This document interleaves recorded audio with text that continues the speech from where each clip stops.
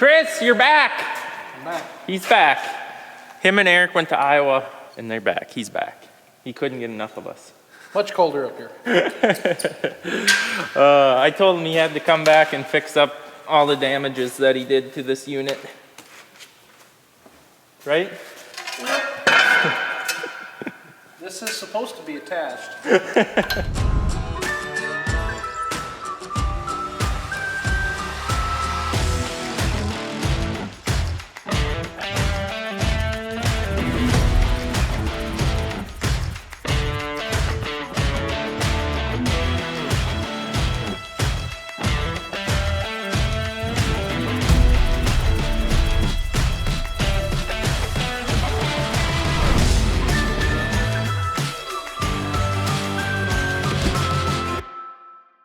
So it's just kind of the shop work today, I believe. It's not such nice weather outside, so we're gonna try and run through maybe both 2700 rippers so that they can be unhooked because tillage is now done. Dad wrapped that up as you've seen in the last video.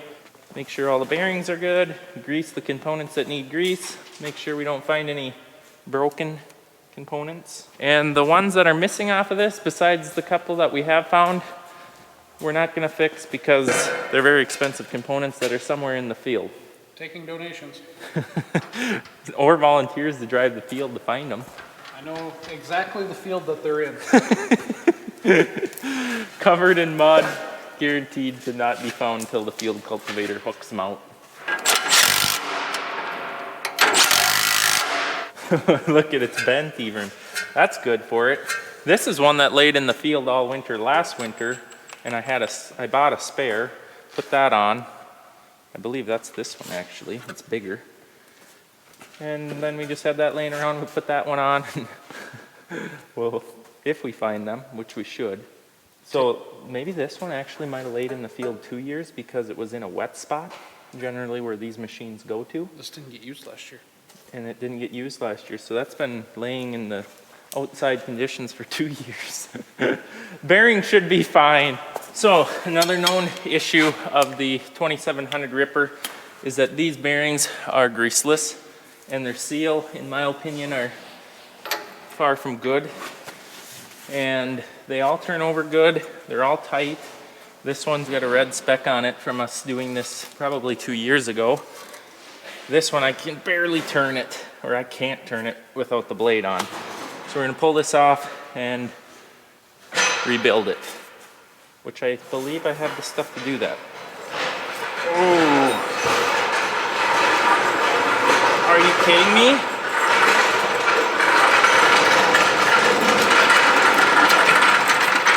Chris, they're really tight. Put your horsepower in it. You need some horsepower on that one? I'm scared of your horsepower snapping the head off. And then I'm not sure, maybe this will work. Okay, that don't work either. What are you doing? Wheel bearings. Checking. Since our last endeavor of a wheel bearing. Hey, I ordered you a new jack. You did. I did. You were complaining about our jack, so I got you another one. I didn't complain. Better one. Merely a statement. A statement. Like, your jacks are junk. You need something better. Give me your rat attach it. Here's where the parts go flying.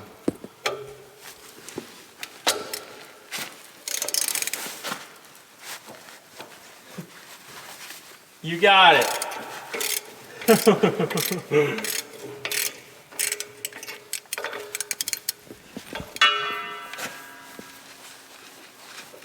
Holy cow. Yeah, that one's gonna bust. Should we get the 3/4 inch on that baby?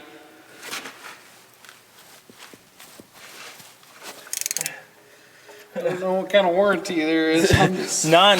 Let's get something bigger. Well, it's really cold outside, so I'm doing office work today. Earlier this fall, I was out mapping new fields, marking the tile inlets, making auto track lines, straight tracks, stuff like that. Well, now I'm getting it into our John Deere Ops Center and pay no attention to the copious amounts of tabs I have open we were doing the grain cart data. Side note, we had offloaded it to the Raven Slingshot and then printing off all the reports for each field. So lots of tabs. But the important one right now is the op center.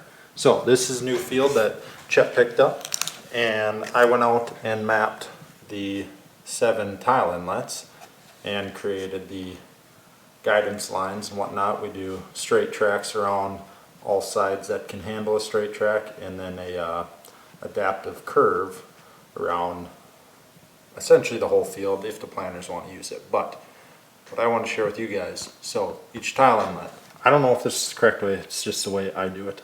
It works. There's probably like maybe one other correct way, but it's probably not as correct as the way I do it. So figured I'd throw that out there. Click on the flag, gives you latitude and longitude. Then I copy and paste those latitude and longitudes for the 7 flags that are on the field. Go into the boundary and you add interior shape. Then click on the circle tool down here. And it tells you, or gives you the ability to type in latitude and longitude. So copy paste those over. We set our radius to 4 feet. So the circle that the planter will shut off for out in the field is 8 feet in diameter. That usually will shut off 3 rows or so depending on how that planter goes through the circle, but it makes it easy to find when you're combining, and we don't see the weed issues, or weeds don't really pop up there with that circle that size. So we do 8-foot circles. Do whatever you choose if you're testing this out. Those interior circles are then on the exact spot that the flags are. Yes, I want to discard changes because I'm not saving that. So there's a flag inside each circle then. Kind of cumbersome having to copy paste all the latitude and longitudes over and then draw circles and then copy paste all those back into the screen. But as far as I know, I cannot click on the flag and draw a circle off of it unless that's recently changed. If you try to eyeball it and draw a circle, we found out that it doesn't work, just the computer system. You got to use the latitude and longitude is what I have discovered. So that is my method. Get the field mapped, marked, and this is now ready for the corn planter next year, and it will shut off for each inlet. Okay, phone call. Okay, I found the 3/4 inch socket, but the breaker bar must be on the back of the Kodiak from all of the slugging of feeder houses. That's the last time I saw it anyway. That ain't the right socket. I'll be back when I find more stuff. What do you got? This is why you do maintenance, kids. That would have not been good. I can't believe it didn't. What's this one like? It's on the ground yet. So right now it's still good and tight. You just stay that way. Okay, this is why we do maintenance. That's why Chris is here to check our wheel bearings, because obviously we have not been maintaining it properly. This might have been, no, that was the 5-shanker that we lost one a couple of years ago. Same wheel. Different implement. Okay, yeah, that bar is really cold. Ooh. Okay, we should be able to get that off. So much for our idea of let's quick service this. Now we need parts. We need covering boards, they're shot, wheel bearings, and I just hope that the spindle isn't ruined, because if I remember right, it was very, very difficult to get that out because it's rusted in. I'm sure of it. Nature's weld. Nature's weld is stronger than any weld any human will do. Hopefully it's just bearing in races, right? I like your optimism. So here is the hub. I believe we have to press this out, which is that thing. Then I think we press the bearing out, which looks like this, just in way worse condition. And then we press it all back together, if I can remember correctly. It's been a couple of years. I will say that that's pretty janky setup there. there's just no good way of jacking that out. I'm working on another solution because we have two of them to do, I guess. Although by the time I get this together, he'll have one apart. All right, so I got the old bearing, which you cannot even turn.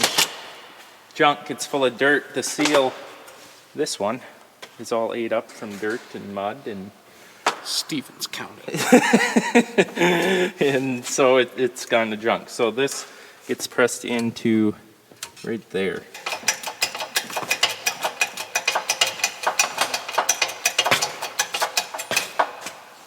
Are you fixing? Yes, we are fixing. Junk. Looks good as new. It's all ready to go back together, less one part. Need no more parts, so that's on hold for right now. I'm actually going to town this afternoon, so hopefully I can grab those parts. With that being said, we need to tear apart this wheel bearing to see what is all destroyed in there. Obviously the bearings most likely. I'm just hoping that the spindle and the hub have survived. We got the wheel off. As you can tell, very loose. So this is the spindle. That's the piece I want to be good because it don't come out good at all.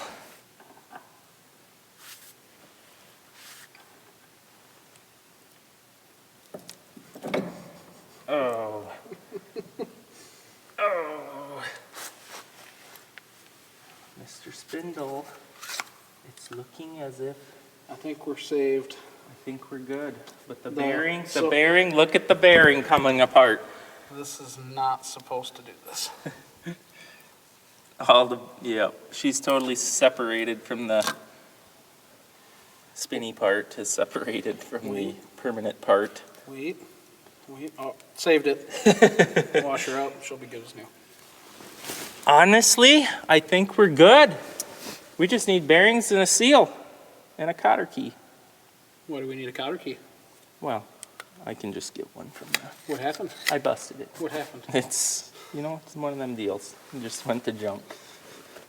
Bendy once is all that's good for. And then these cover boards are actually wore through and wore the heads off the bolt. And even though they look perfectly fine, you can put new bolts in there.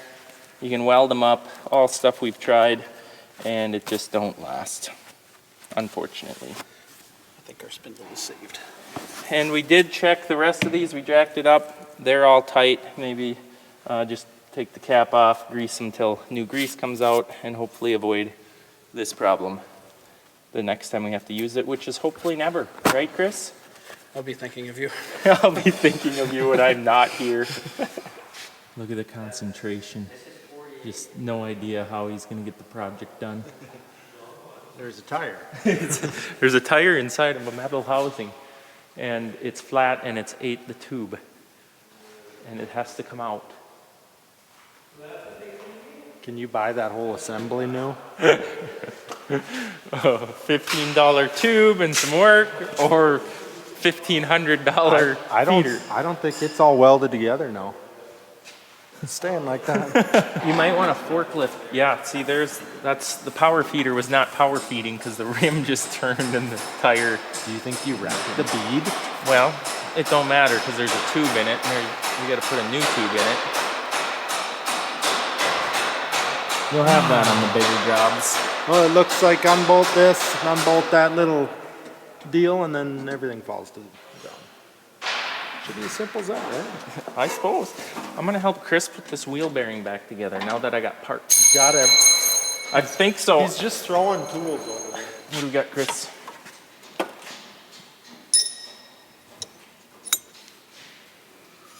Uh-oh. Why? That's not supposed to be like that. Is it spun? It's spun in there. We ruined the hub. Maybe if we put this in the freezer for a little while, it'll work. Just weld in the race. That should also work. Bearing locker 680. And nick it up. Slap it back together with enough grease and tail light guarantee. It'll make it out of the driveway. That's not good. All you hear is shortcuts? Well, we've hit a disappointing chain of events here. Oh, let me guess, without even it, the wrong part number, huh? Well, it's the right part number. Well, I don't have my glasses on, but, well, we'll just have to get the punch and There it is.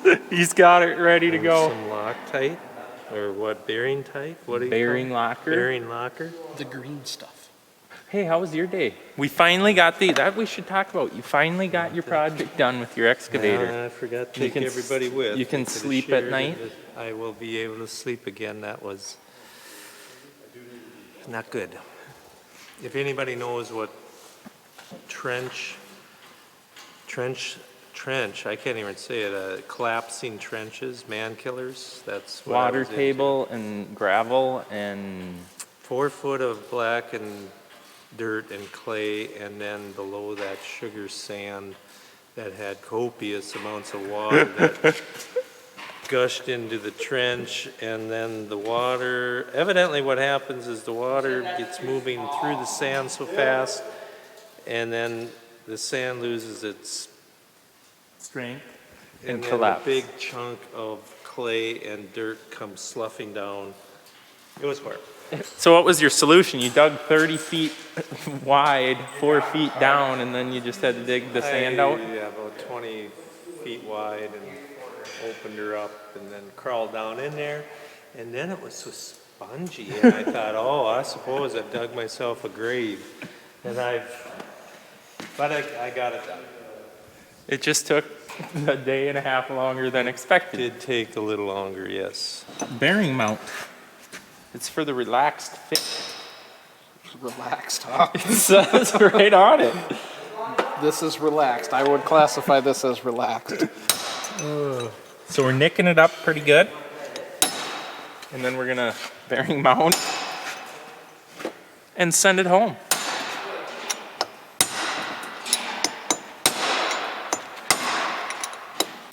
The relaxed fit is now a snug fit, just like that. Send it. We got it, Eric. You cheated. We did. What have you done? Nothing? Improper purchase of a tube, but it should work. Just don't tile anymore. There's a lot of half jobs being done this afternoon. All right, we got our wheel on, obviously. That's all reassembled. We're putting new covering boards on the shank. Basically what that does is the dirt, this is underground, this is above ground, and dirt hits that and it helps it to flip and cover better, in theory. Which the theory is correct because it works. And it also, in between these tires, Chris, causes plugging. Well, and just like that, all the new ones are on. So, we were looking at it. What the problem is here is they look perfectly fine. And like, I mean, there's a lot of life left in them. But what happens, like, I don't know if we should take this and try to get hard surfaced in this area or what. But these fancy bolts that they have here, which I was told they're plow bolts, once the head gets worn down, there's nothing that holds them in. And as you can see, this one was pulling through and was extremely sloppy and loose. And that's when them other two holes appear there. They're actually stamped in to make a bubble so it don't wear the head off, which the head doesn't sink in there properly to begin with very well. Not too satisfied. Please drop a comment if you've experienced this and have advice for me there. Hard surfacing it when they're new is maybe the key. Like, maybe we should hard surface it and hard surface that bolt right into the covering board. We maybe need to get some hard surfacing wire because there's no reason that this should be shot right now. But the bolts aren't holding them in. I could put new bolts in, but it's just gonna wear it down to the same point and be in the same situation. Frustrating. So all we have left to do on this machine is put these two on. We're still waiting for a part for that. Hopefully Brody can get one in the morning. And then I don't know if we're gonna blow it off and park it away and hope we don't have to use it for a couple of years. Like I mentioned earlier, we're not gonna worry about the levelers until we find them in the spring, and then it'll be some other day project. What might I ask? Fix them. So the fork got a little bit bent up. Just the tip though. I'd like to go a little further. Is that gonna work? Yeah, I agree. Yeah, it's working great. I want bring the press towards the forklift. Why don't we bring the forklift towards the press?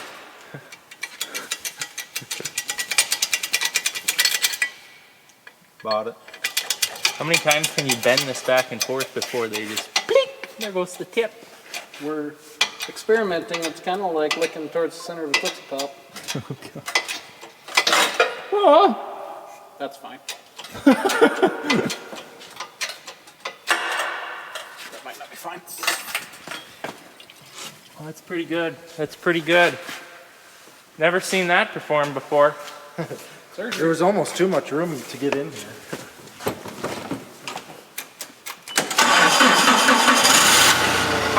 Whoa!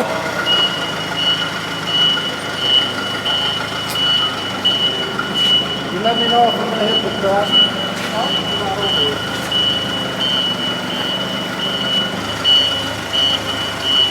Oh, there's plenty of inches there to spare. Right. Are you kidding me? This is what was left of the tube? No, we got it out with our pliers. Oh, So, but this was torn off, the valve stem. That's why you couldn't pump it. and I don't think the new one's gonna last too long. Oh, good. Confidence in your fixing. What are you throwing that away for? Fix a flash should take care of that. Fix a flat, yeah. Patch kit. Well, guys, I think that's going to be a wrap. Thanks for watching. I hope you enjoyed it. Hope you learned something, and we'll see you in the next video.